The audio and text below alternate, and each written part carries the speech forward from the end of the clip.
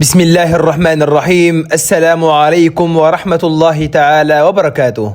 يا من فتحت هذا المقطع، لا تظن أنك وصلت إلينا صدفة، فالسماوات لا تمطر صدفا والرحمات لا تنزل عبثا، وكلمات الله إذا سمعت وقرأتها بقلب خاشع فهي شفاء وفتح ورزق لا ينقطع. اللهم يا مفتح الأبواب ويا مسخر العباد ويا من بيدك مفاتيح الرزق، اجعل هذه الدقائق نورا لكل من يسمعها وفتحا لكل من قرأها، وارزقه من يحبه في الله ويرسل إليه الخير كما يرسل الغيث إلى الأرض القاحلة. إخواني الكرام، لا تخرجوا من هذا المقطع قبل أن تضعوا إعجابا ليكون شاهدا على ذكرك لله سبحانه وتعالى، واكتب في التعليقات: اللهم ارزقني من حيث لا أحتسب، فرب كلمة كانت سببا في كنز يفتح لك وبابا يرزق منه قلبك نورا وإيمانا.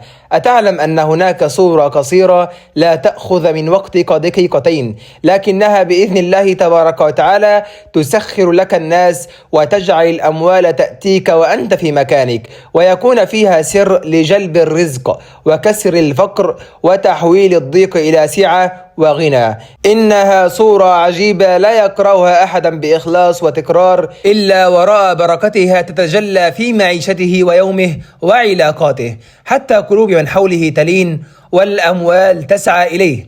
سأخبرك عنها، لكن بعد أن تسمع هذه القصة العجيبة وتعرف كيف غيرت حياة أناس كثيرين. فاصبر قليلا، فالكلمات القادمة قد تكون نقطة تغيير في عمرك كله. توقف قليلا وخذ نفسا عميقا واسأل الله قلبك بصدق: كم مرة ضاقت بك الحياة حتى شعرت أن لا مخرج؟ وكم مرة دعوت الله ودمعتك على خدك والسماء فوقك كأنها لا تسمع والأبواب كلها مغلقة؟ كم مرة انتظرت الفرج حتى يئست وقلت في داخلك: تأخر العطاء وضاقت الأرض بما رحبت؟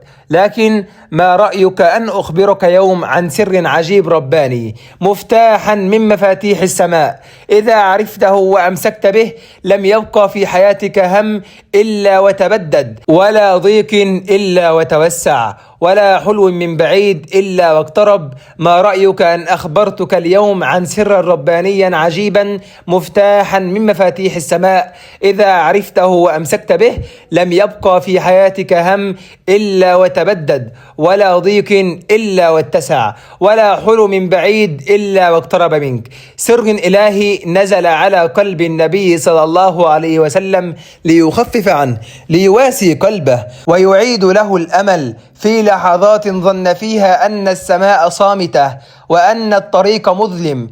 إنه سر لا يدركه إلا من جربه، ولا يشعر بعظمته إلا من بكى في الظلام وناجى ربه وهو بين الحيرة والانكسار، ونال العجب ما إن تمسكت به وكررتها 7 مرات بيقين حتى ترى الدنيا تتبدل أمامك والأبواب المغلقة تفتح بإذن الله تبارك وتعالى. والآن بعد هذا الكلام الطيب اسمعني بقلبك لا بأذنك، وابقى معي حتى نهاية الفيديو لنعرف الآية معا وكيف تقرأها ومتى ولماذا كانت سببا في نزول الرزق وكيف غيرت حياة من تمسك بها.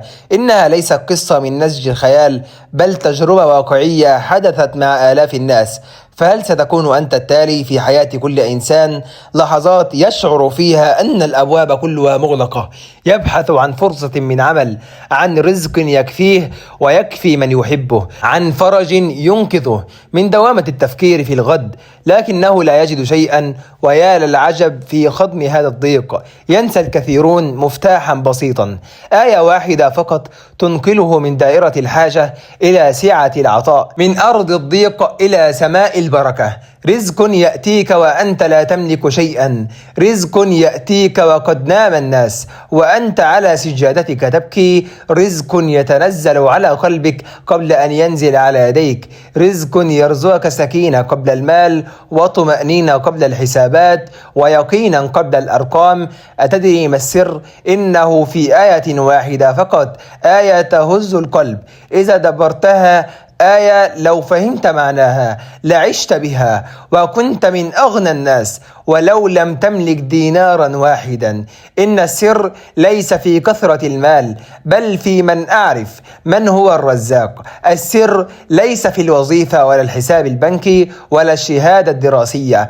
السر في أن تتصل بالقوة التي بيدها مفاتيح الرزق. كم من إنسان لا يملك شهادة ولكنه أغنى من أطباء ومهندسين. كم من امرأة لا تتعلم ولكن بيتها مملوء بالخير.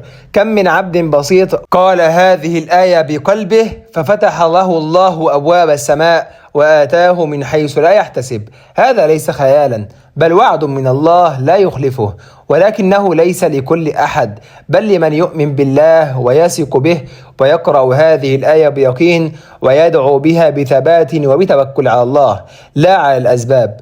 ولذلك لا بد أن نقف اليوم أمام هذه الآية ونتأملها ونعيشها ونرددها كل صباح ومساء قبل النوم وبعد كل صلاة في طريقنا في قلوبنا على ألسنتنا، لأنها ليست مجرد كلمات بل إعلان إلهي واضح يقول لك اطمن رزقك مكتوب وسيأتيك به لأنني أنا الرزاق. وهنا فقط في هذه اللحظة المباركة الآن آن لك أن تسمع هذه الآية التي انتظر قلبك أن يعرفها منذ بداية هذا الفيديو.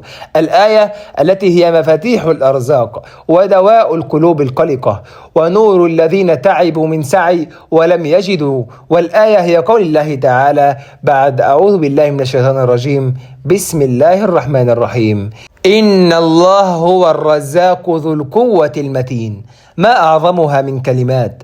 الرزاق أي كثير الرزق دائم العطاء، ذو القوة لا يمنعه مانع، المتين لا يضعفه شيء ولا يتوقف عطاؤه ولا تنفذ خزائنه بل يعطي ويكرم ويزيد متى يشاء وكيف شاء ولمن شاء. هل عرفت الآن سر السكينة؟ هل علمت الآن لماذا يرزق فلان ولا يرزق فلان؟ لأن الأول عرف الآية وتعلق بها وعاش بها، أما الآخر فظن أن الرزق من البشر ونسي أن خالق البشر هو الرزاق. والآن بعد أن عرفت هذا السر وبعد أن سمعت هذه الآية التي لو جعلتها وردك اليومي لأغناك الله من فضله، وبعد أن فهمت المعنى الحقيقي للرزق، هل ستغلق هذا الفيديو وتعود لحياتك كما كنت أم أنك ستبدأ حياة جديدة؟ حياة فيها ثقة مطلقة بأن الرزق لا يأخذ منك ولا يعطيه أحد سواك لأنه بيد الرزاق وحده. ضع هذه الآية أمامك كل صباح ورددها بيقين وقل يا رزاق ارزقني كما وعدت فأنا عبدك وأنت القوي المتين. اجعلها دعاءك دائما لك ولأهلك ولأولادك ولمن تحب. اقرأها في ركعتين في جوف الليل، رددها مرة إن استطعت، فوالله الذي لا إله إلا هو ما من عبد تعلق بهذه الآية إلا أغناه الله وفتح له من الخيرات ما لا عين رأت ولا أذن سمعت ولا خطر على قلب بشر. واكتب الآن في التعليقات إني توكلت على الرزاق ذو القوة المتين ولن أخاف بعد اليوم أبدا. اكتبها من قلبك وكن على يقين أنها ستكون بداية التغيير وبداية البركة وبداية الرزق المبارك الذي لا ينقطع. ولا تنسى أن تكون سببا في فتح باب الرزق لأخيك أو أختك، وشارك هذا الفيديو مع من تحب فقد تكون أنت سببا في فرح إنسان لا يعرف من أين يبدأ.